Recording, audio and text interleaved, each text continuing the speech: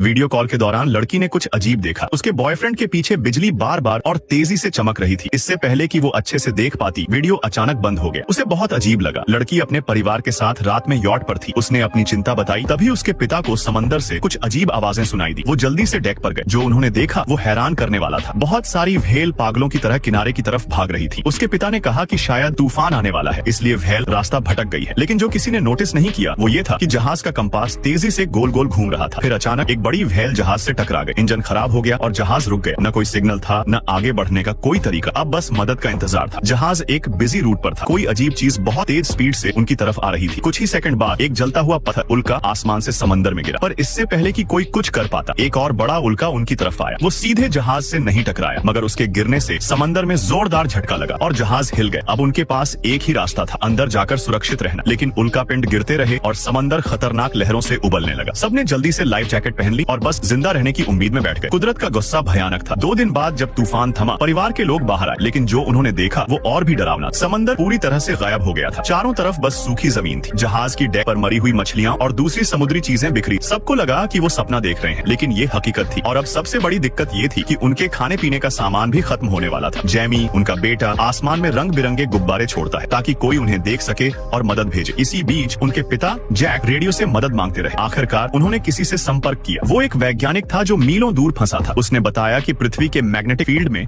अचानक बदलाव आया था, जिससे ये भयानक तबाही हुई। पूरी दुनिया पर असर पड़ा और समंदर गायब हो गए। उस वैज्ञानिक ने चेतावनी दी कि 7 दिनों में पृथ्वी का मैग्नेटिक फील्ड फिर से ठीक हो जाएगा। तब गायब हुआ पानी वापस गिरेगा और समंदर फिर से भर जाएगा। परिवार को जल्दी से ऊंचाई पर जाना चाहिए, वरना पानी उन्हें बहा ले जाएगा। समय कम था और उनके पास कोई रास्ता नहीं था। अब सिर्फ एक चमत्कार ही उन्हें बचा सकता था।